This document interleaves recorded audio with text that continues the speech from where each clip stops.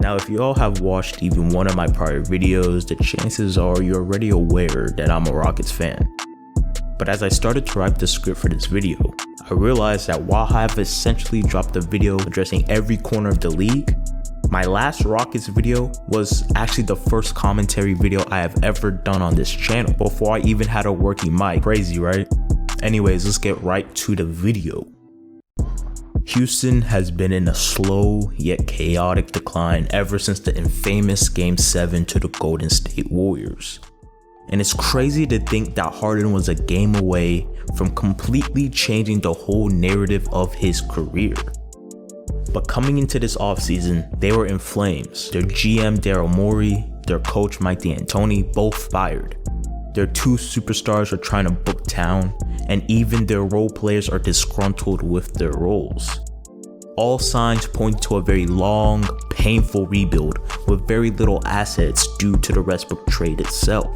This brings us to the Wall Westbrook blockbuster. This is a trade that can only really be appraised years down the line as both teams achieve their short-term goals. The Rockets got off of Westbrook's massive contract and started to fill their asset void, all the while keeping a competitive team to help appease Harden. And the Wizards postseason got freed from the extent to which John Wall was going to return. They now have a very good chance of making the postseason, and that's something that would help keep their new budding star Bradley Beal. Now long term is a different story, and that's exactly why we have to wait it out. After staring at this trade for a long minute, I'm actually starting to like it, contrary to popular belief.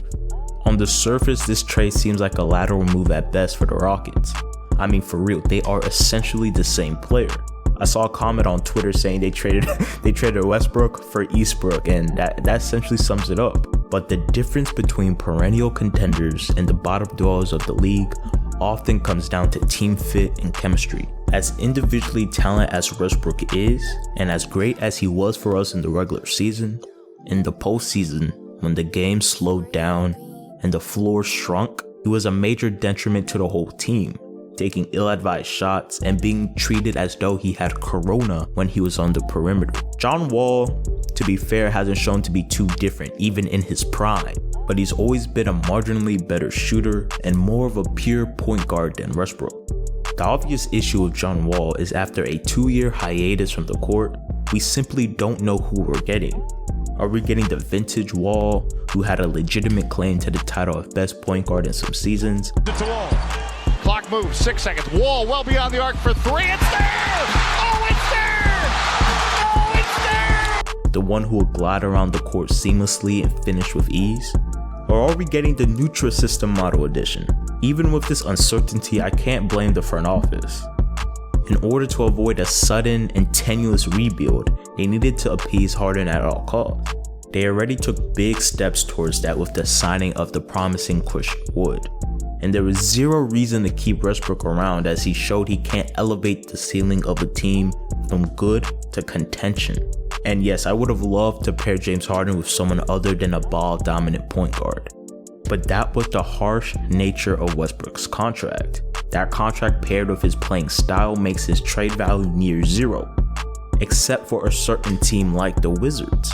And the pick that came with Wall helps fill the void of assets, even if it's heavily protected. For the Rockets, this trade is a lateral one at worst. With the presence of the one-man offensive system in Harden, there will be no major drop-off in performance with the swap.